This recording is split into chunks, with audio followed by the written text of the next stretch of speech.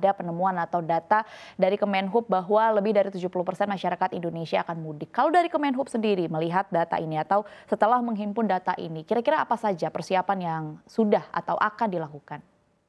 Silakan Bu Ya Adita. Mbak Dina. Ya Mbak Dina. Sebenarnya angka ini memang sudah kita prediksi ya bahwa tahun ini akan terjadi peningkatan yang cukup signifikan jika dibandingkan tahun lalu.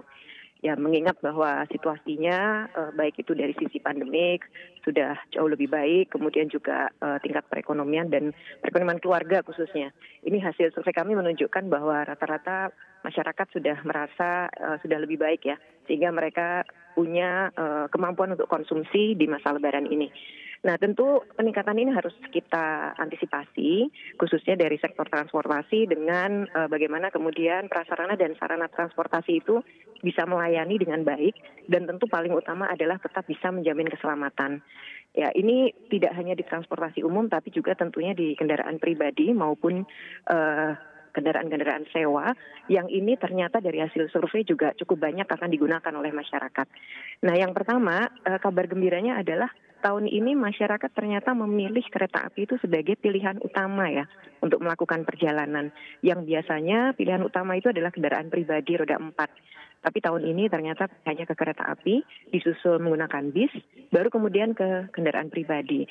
Ya, tentu dengan hasil ini kita mempersiapkan sedemikian rupa agar transportasi umum, khususnya kereta api yang menjadi pilihan utama ini, meskipun kami merasa bahwa kapasitasnya tidak akan mungkin bisa menangkap demand yang ada ya Mbak. Karena dari survei itu sekitar 30 jutaan yang akan menggunakan kereta api, sementara kapasitasnya mungkin hanya sekitar 10-15% dari itu. Jadi yang utama adalah bagaimana ini kereta api nanti tetap bisa melayani, dan keselamatan adalah yang utama, dan juga tentunya bagaimana upaya-upaya penambahan rute dan armada ini bisa dilakukan. Kami sudah mendiskusikan dengan KAI dan terus sampai saat ini kita pantau, dan semoga itu nanti paling tidak animo masyarakat bisa ditangkap ya, walaupun mungkin persentasenya tidak sebesar yang di hasil survei. Lalu transportasi umum yang lain termasuk bis, juga pesawat terbang dan juga kapal, ini juga tidak lepas dari pengawasan kami ya.